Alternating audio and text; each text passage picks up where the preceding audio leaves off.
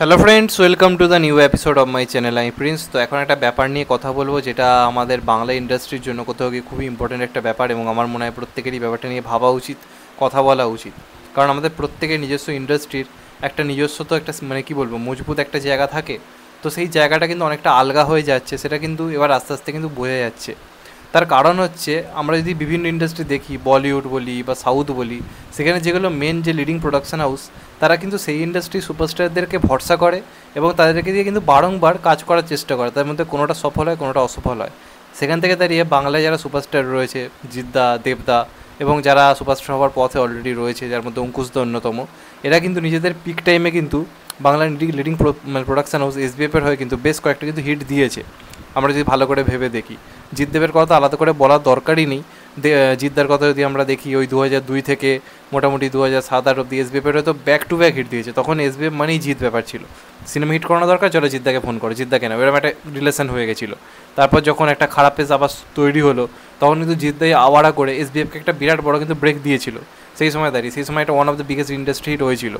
তারপর দেবদার কথা তো বলে লাভই নেই, কারণ এসবিএফকে পরবর্তীকালে যে জায়গাটা দিয়েছে লিডিং প্রোডাকশন হাউসের, বড় বড় বক্স অফিস সব কিছু, সেখানে তো দেবের অবদান অনবদ্য। এবং কোভিডের পরেও এসবিএফের সব থেকে বিগেস্ট হিট কিন্তু গোলন্দাজি ছিল, যেখানে দেবকে নেওয়ার জন্য তারা জাস্ট হন্য হয়ে পড়েছিল। এবং বাংলার 50 কোটি 25 কোটি এই সমস্ত বক্স অফিস কিন্তু দেব এসবিএফকে দিয়েছে। এবার যদি অঙ্কুশের কথাও বলি, হয়তো দেবজিতের মতো সফল নয়, কিন্তু ভিলেন কিন্তু পুজোর মধ্যে এসে ভালো রেসপন্স দিয়েছিল। জামাই 420 সুপার হিট ছিল। তো এরকম কিন্তু বেশ কিছু তাদের অবদান রয়েছে বাংলার একটা প্রোডাকশন হাউসকে লিডিং প্রোডাকশন হাউস বানানোর ক্ষেত্রে।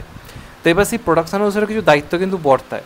অনেকে বলতে পারে যে দেবজিৎকে তো এসবিএফ তুলেছে, কিন্তু আলটিমেটলি এই যে ইন্ডাস্ট্রিতে টিকে থাকা, সেটা কিন্তু পুরো ক্যাপাবিলিটি কিন্তু জিতদেবের নিজের। অনেকেই তো এলো গেল, কেউ কি টিকতে পারলো? জিতদেব কেন টিকে? তাদের সেই ক্যারিজমা রয়েছে।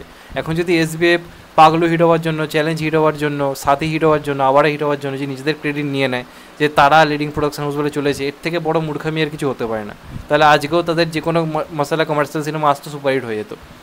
তাই যেটা বলতে চাইছি কি, নিজেদের ইন্ডাস্ট্রির যে সুপারস্টার যারা রয়েছে, যারা তোমাদের প্রোডাকশন হাউসকে বড় জায়গাতে নিয়ে গেছে, তাদের প্রতি কিছু সম্মান অন্ততপক্ষে থাকা উচিত, তাদের প্রতি কিছু ভরসা রাখা উচিত। কারণ তারা তোমাদেরকে নিজেদের পিক টাইমে তোমাদেরকে ওপরে নিয়ে গেছে।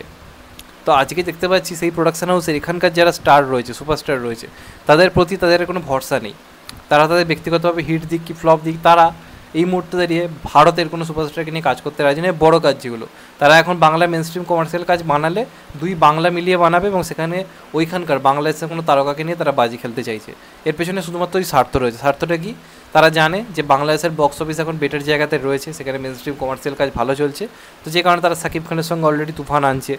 যদিও এটা এখানে কতটা চলবে তাই নিয়ে যথেষ্ট সন্দেহ রয়েছে আমার, এখনও অবধি দেখা যাক। চাইবো তো চলুক, এটা নিয়ে কোনো নেই। আর অপরদিকে এখন একটা নতুন খবর উঠে আসছে যে এসবিএফের যে প্রোডাকশন হাউস, যেটা মেন স্ট্রিম কমার্শিয়াল কাজের জন্য বানানো, সেটা অলরেডি এসবিএফ আলফাই হয়ে যেতে চলেছে। মানে প্রোডাকশন হাউসটার নাম এসবিএফ আলফা এই এন্টারটেনমেন্ট হতে চলেছে, এবং তাদের আপকামিং দুটো প্রজেক্ট আসতে চলেছে। সেই দুটো প্রজেক্টে কিন্তু ভারতের কোনো সুপারস্টার নেই, মানে আমাদের কলকাতার কোনো সুপারস্টার, এবং সেগুলো বেশ বড় প্রজেক্ট হতে চলেছে। সেখানে তারা নিয়েছে কিন্তু আবরান নিশোকে। আবরান নিশো নিজে একটা ইন্টারভিউতে রিসেন্টলি জানিয়েছে যে সে ভারতের দুটো কাজের সঙ্গে চুক্তিবদ্ধ হয়েছে, যেটা এসবিএফ আলফাই এন্টারটেনমেন্টের মধ্যে হবে, এবং সেই দুটো সিনেমা খুব শীঘ্রই তারা আনবে। এবং তার মধ্যে একটা হচ্ছে তুফানও, যেটা এসবিএফ আলফাই এন্টারটেনমেন্টেরই বলতে পারে প্রথম একটা পদক্ষেপ আর কি। এবার আবরান নিশো আমাদের এখানে কাজ করছে, সেটাতে আমি খুবই খুশি, কারণ আবরান নিশোর আমি নিজে খুব বড় ফ্যান। আমার দারুণ লাগে আবরান নিশোকে, এবং তার অভিনয় ক্যাপাবিলিটি নিয়ে কিছু বলার নেই। কিন্তু আপনি কোনো ইন্ডাস্ট্রি থেকে এরকম ঘটনা দেখেছেন যে লিডিং প্রোডাকশন হাউস নিজেদের দেশে সুপারস্টারদের নিয়ে না ভেবে, তাদেরকে নিয়ে কোনো মেন স্ট্রিম কমার্শিয়াল কাজ ভাবছে না, সেটা নিয়ে কোনো স্ক্রিপ্টকে অ্যাপ্রোচ করছে না, তখন সিরিয়াল ধর্মী ফ্যামিলি ড্রামা কাজ আনছে, অথচ বাংলাদেশের সঙ্গে তারা চুক্তিবদ্ধ হয়েছে, ওখানকার সুপারস্টারদেরকে আমাদের এখানে প্রমোট করছে? তো এটাকে একটা ইন্ডাস্ট্রির জন্য কোথাও গিয়ে ভালো দিক? আমি অন্ততপক্ষে জানি না। আজকে এই দিক দিয়ে বলবো, জিদ্দা, দেবদা বা অঙ্কুশদাও নিজেদের একটা মেরুদণ্ড মানে কী বলবো সোজা রেখেছে। তাদের সিনেমা হিট হোক বা ফ্লপ হোক, তারা নিজেদের চেষ্টায় ব্যাক টু ব্যাক বড় বড় সিনেমা আনছে। বাঘাযতীন যে বিজনেস ডিজার্ভ করে সেই বিজনেস হয়তো করতে পারেনি, কিন্তু দেবদা দেখো তাও শেষ পর্যন্ত কিন্তু খাদান আনছে। যখন সে দেখতে পাচ্ছে তার ফ্যামিলি ড্রামার থেকে বড় কাজগুলো একটু হলেও কম চলছে, তখনও কিন্তু সে খাদান আনছে, এবং সেখানে সে নিজে হিরো হয়ে এখানকার স্টারদের নিয়ে কাজ করছে। জিদ্দে back to back pan India movie বড় বড় রিলিজ কিন্তু এনেই যাচ্ছে। অঙ্কুশদা নিজের প্রথম কাজ হিসেবে মির্জা এনেছে। তো সেখান থেকে দাঁড়িয়ে বাংলার যারা নিজেদেরকে মেন প্রোডাকশন হাউস বলে দাবি করে, তারা যদি এখানকার স্টারদের ওপর ভরসা না রাখে, তাহলে কারা রাখবে? হতেই পারে আজকে জিদ্দাকে নিয়ে কোনো সিনেমা করলো, দেবদাকে নিয়ে কোনো সিনেমা করলো, হয়তো সফল হলো না, হয়তো হলো না, কিন্তু হাল ছেড়ে দিলে কি হবে? যে এরা পারছে না বলে চলো বাংলাদেশে কোনো সুপারস্টারকে নিয়ে এসে দুই যৌথ প্রোডাকশানে কাজ করি। একটা লিডিং প্রোডাকশান হাউস যারা, তাদের তো দায়িত্ব থাকে ইন্ডাস্ট্রিটাকে বড় করা, তারা কিন্তু ক্রমশ ছোটোর জায়গাতে নিয়ে যাচ্ছে। যাই হোক, এটা নিয়ে আমার মনে হলো কথা বলা দরকার, যে কারণে বললাম। এটা এসবিএফ আলফাই এন্টারটেনমেন্ট হয়ে যাচ্ছে এবং তারা কিন্তু মেন স্ট্রিম কমার্শিয়াল কাজ এখন যৌথভাবেই আনবে। সাকিব খানের সঙ্গে তারা তুফান আনছে এবং এরপর আফরান নিশোর সঙ্গে কিন্তু তারা ব্যাক টু ব্যাক দুটো কাজ আনতে চলেছে। এবার দেখা যাক আমাদের এখানে যারা রয়েছে, জিৎ দেব, বারো যারা রয়েছে, তাদেরকে নিয়ে কবে এসবিএফ আর ব্যাক করে। কারণ এটা না হলে সেটা খুব দুঃখজনক আমাদের ইন্ডাস্ট্রির জন্য। এমনিতেই নতুন স্টার উঠে আসছে না কেউ, আর যারা রয়েছে তাদেরকেও নিজেদের প্রোডাকশান হাউসে কাজ করতে হচ্ছে, তাদেরকে বড় প্রোডাকশান হাউস অ্যাপ্রোচ করছে না। মানে এটা খুবই ভাবার বিষয়। এটা ইন্ডাস্ট্রি ছোটো হওয়ার জন্য সব বলা যেতে পারে প্রথম একটা পদক্ষেপ।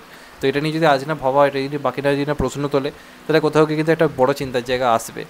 যাই হোক, তোমাদের এটা নিয়ে কি মতামত অবশ্যই কমেন্ট করে জানাও। চ্যানেলটা নতুন হলে চ্যানেলটা সাবস্ক্রাইব করে দিও and get the bell icon. ভালো থেকো সবাই, টেক কেয়ার, নমস্কার। আবার দেখা হবে কিন্তু ভাই, সবাই ভালো থেকো, সুস্থ থেকো, নমস্কার, টেক কেয়ার, আবার দেখা হবে।